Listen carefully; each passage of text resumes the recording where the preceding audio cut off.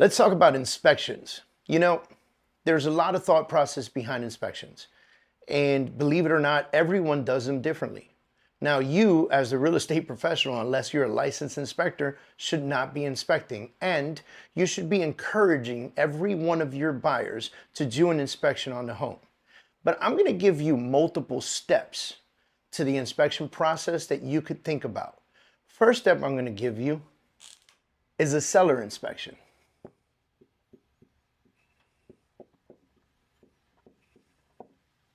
Now, the reason that I bring this up, and almost no one does this, by the way, it's an opportunity for you to tell your seller that they should hire a home inspector and do a home inspection on the property so that they can correct things early on. The more they correct early on, the less ability for negotiation there is later. Think about that for a minute. If you don't do the inspection and the buyer comes and their inspector finds a bunch of stuff, well, that opens the door to saying, well, we need this much of a credit or we need that much of a credit. But what you could do is get ahead of that by getting the seller to do a home inspection with a certified home inspector and use that home inspection to fix, repair, or adjust whatever needs to be done or whatever the seller is willing to do. Because whatever they're not willing to do, they should be willing to give a credit on. Now, you can take this list and you can adjust it as you fix things and put fixed and slash and fixed and slash and fixed. And what you can do with this seller inspection, if you're the listing agent, is you can load it up as a document on the MLS so that you can let potential agents with buyers know that there is already an inspection conducted on the property and many of the issues have already been addressed and the price is commensurate to the way it is as is. That will set the tone and set the standard as real estate agents come in with their potential buyers. You can also make copies of this so when you're doing showings, you can provide this inspection to the buyers or potential buyers as you're walking through the door.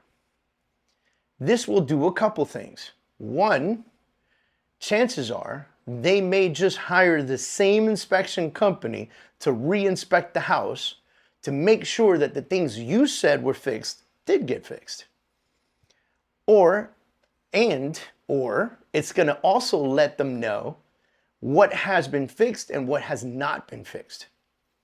Then, if they choose to hire their own inspector, they can provide this list, and you could provide this list, to the new home inspector that comes in and let them know what the previous inspector found and what was already addressed. This will give that inspector a lead on some of the things that they can look for while they're doing their inspection.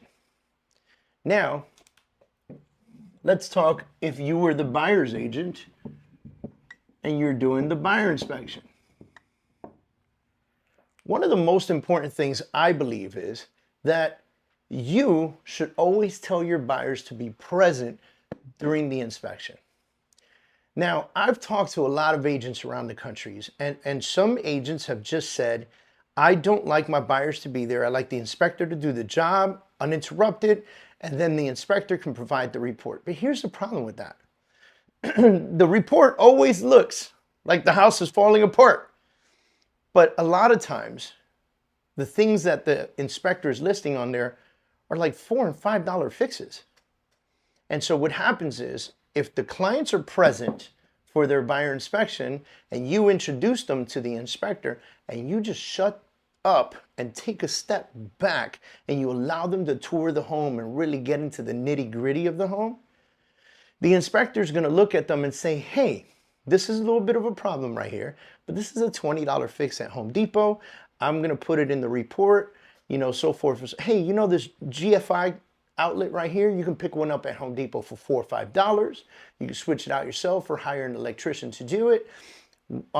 This issue here is an $800 fix. You have to get a professional electrician in here for this, switchboard or whatever. These are the things that the inspector can communicate back and forth with the buyer.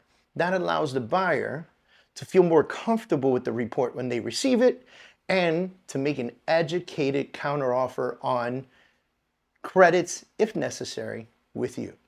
So these are the two little steps that I really like to discuss.